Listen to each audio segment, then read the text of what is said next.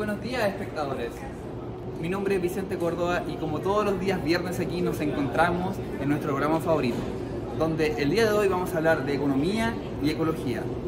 Para este tema tan importante e interesante tenemos a dos grandes expositoras en el tema. Hola, mucho gusto, soy Nayeret.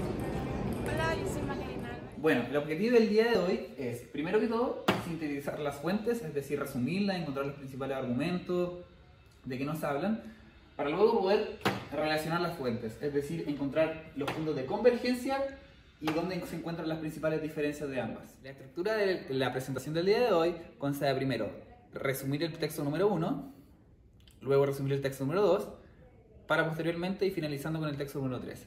Luego de haber resumido todos los textos, vamos a proceder a analizar las convergencias y las divergencias de ambos textos, de los tres textos.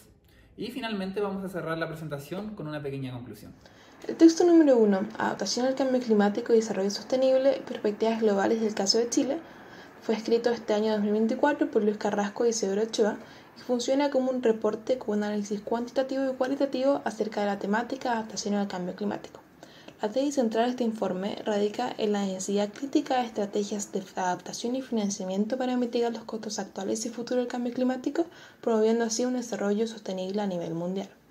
Esta tesis es fundamentada con un desarrollo argumentativo que comienza estableciendo que a pesar de los esfuerzos internacionales por combatir el cambio climático, esto ha sido insuficiente, dado que persiste una brecha significativa entre las metas establecidas y las acciones realizadas, que esto se demuestra en un retraso en 41 de los 42 indicadores del progreso climático.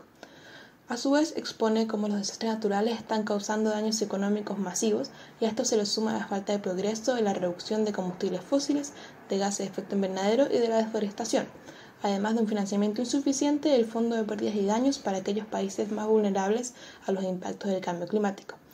Todas estas son cuestiones críticas que continúan sin abordarse y que son justamente las que se apoya el texto al plantear la necesidad de implementaciones de políticas y estrategias.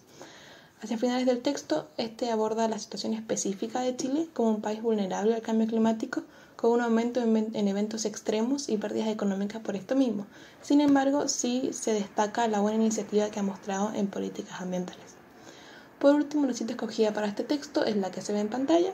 Esta fue escogida dado que nos parece que refuerza el diagnóstico crítico del texto sobre la situación actual de la adaptación al cambio climático, apoyándose en un informe oficial, y subraya la necesidad que se mantiene ante todo este escrito de una acción más ambiciosa y planificada. Ahora doy el paso a mi compañera con el texto número 2. Por otra parte, tenemos el texto 2 titulado El impacto dinámico de la integración de mercado, el cual nos habla acerca de la integración del mercado eléctrico y su conexión con las energías renovables y los beneficios que esto trae. La tesis del texto, la cual pudimos extraer textual, nos dice que la integración de mercado no solo mejora la eficiencia asignativa mediante ganancias del comercio, sino que también incentiva a nuevas inversiones en plantas de energía renovable. ¿Y por qué pasa esto? ¿Por qué la integración de mercado es beneficiosa? Bueno, por una parte tenemos que efectivamente mejora la eficiencia en el mercado eléctrico, ya que gracias a esta red de interconexión que se creó entre regiones, las empresas pueden producir más. Y en este caso, las empresas de energía renovable producen a un menor costo que las empresas convencionales, lo cual permite que la energía pueda llegar a regiones más necesitadas a un menor costo posible, lo cual obviamente es un beneficio para quienes consumimos electricidad. Por otra parte, también tenemos que la integración de mercado crea un entorno mucho más favorable para la inversión de energías renovables, puesto que a medida que el mercado va creciendo, nuevas empresas van entrando y la competencia va aumentando, lo cual es un punto muy clave en materia a lo que es la transición energética. Y finalmente tenemos que la integración de mercado permite aprovechar de mucho mejor manera los recursos naturales que tenemos. Por ejemplo, en el caso de Chile, en el norte del país, la energía solar es abundante. Gracias a esta interconexión, la energía puede ser transferida a regiones con más demanda, como por ejemplo Santiago, lo cual no habría sido posible sin la integración de mercado. Por lo cual, este es el claro ejemplo de cómo la integración de mercado no solo mejora el acceso de la energía, sino que también promueve y maximiza el uso de los recursos naturales, los recursos renovables para avanzar hacia un mundo mucho más amigable y sostenible. El texto número 3, Mujeres, Empleos Verdes y Pueblos Indígenas, construyendo en el camino para una recuperación justa y resiliente en América Latina, nos habla de cómo podemos mejorar la economía desde nuestra región a partir de los empleos verdes. Primero leamos la tesis del texto. Esta es: la inversión de energías renovables genera un efecto beneficioso en los países, tanto medioambientalmente como económicamente, permitiendo así un desarrollo sostenido y sustentable. Esto lo podemos lograr mediante la creación de empleos verdes. Bueno, ¿qué se entiende por un empleo verde? Empleo verde es aquel empleo que primero tiene un sueldo justo y no viola los derechos de los trabajadores. También contribuye al bienestar a largo plazo de la sociedad, tanto socialmente como medioambientalmente. Por eso el texto propone que nosotros deberíamos invertir más en empleos verdes, crear esos puestos de trabajo, ya que además Chile se encuentra adherido al compromiso de carbono neutralidad para el año 2050. Y debemos considerar también que para nuestra región Latinoamérica el 60% de la matriz energética consiste en energías renovables. Esto va de la mano con que, por ejemplo, estos tipos de empleos poseen una alta tasa de informalidad, por lo cual hay muchos empleos que no son bien remunerados o no se cumplen con las condiciones mínimas laborales. También existe una desigualdad de género, por lo tanto se debe trabajar en corregir esta brecha de la cantidad de mujeres que participan en este tipo de empleos. Además, se ha comprobado que las energías renovables son más resistentes a las adversidades, a diferencia de las energías tradicionales, las cuales presentaron una disminución de uso durante la pandemia. Por último, el texto aconseja crear cuantificadores como los tienen en Colombia para poder medir todo este tipo de empleos y su efecto en la sociedad. Pasando a los puntos convergentes de los textos, los cuales los podemos ver en la presentación, primero tenemos que todos destacan la importancia de las políticas públicas. El primer texto nos habla acerca de la Ley Marco de Cambio Climático en Chile.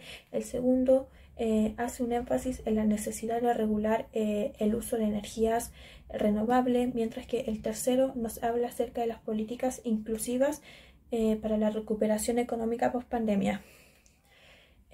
Otro de los puntos los cuales convergen también es el impacto del cambio climático. El primero nos habla cómo este ha afectado a Chile. El segundo lo conecta con la necesidad de avanzar hacia el uso de energías renovables. Y el tercero nos muestra cómo esta crisis climática ha ido agravando la situación de los grupos más vulnerables de Latinoamérica. Y finalmente, los tres hacen un análisis crítico, ya sea por medio de las políticas medioambientales, inclusivas o energéticas. Los tres hacen énfasis en que para avanzar hacia un mundo mejor debemos tomar medidas mucho más sólidas y equitativas. En cuanto a la divergencia entre los textos, por un lado tenemos el texto número 1 que presenta una tesis en la que la adaptación es clave y critica especialmente las insuficiencias de las políticas en esta materia. Este análisis crítico lo sustenta bajo diversos informes internacionales y estadísticas internacionales sobre el cambio climático, de manera que se refiere a esta problemática tanto en el caso internacional como localmente en Chile al final del texto.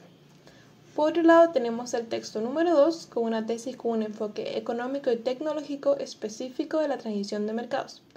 Este texto utiliza a su favor un análisis objetivo sobre modelos económicos y el mercado energético específico de Chile, mientras que el texto número 3 aporta un aspecto social al cambio climático mediante el fomento de la justicia y los empleos verdes, a la par que presenta una tesis con beneficios de las energías renovables. Este texto es centrado en América Latina y utiliza estadísticas y casos de estudio para apoyar su tesis, y finalmente entrega recomendaciones en el camino a seguir. Entonces, en una visión global, por un lado tenemos el texto número 1 que expone información complementando con análisis crítico, ofreciéndose una visión amplia del cambio climático, mientras que el texto número 2 profundiza en aspectos específicos y técnicos en torno al mercado energético, y el caso del texto número 3 en el que aporta un enfoque socioambiental en la transición sustentable, haciendo también énfasis en las energías renovables. Bueno, estimados televidentes, con esto concluimos otro capítulo más para esta sección. Esperamos que haya sido de su agrado y diversión. Podemos ver cómo estos textos hablan del medio ambiente desde diferentes perspectivas, algunas propuestas, algunas soluciones, pero que todos apuntan a lo mismo, es decir, a crear una sociedad más justa, una sociedad que no contamine tanto y poder así vivir en comunidad con el medio ambiente para que sea prolongable en el tiempo. Así que muchas gracias a nuestras invitadas especiales y eso, que estén muy bien. Chao.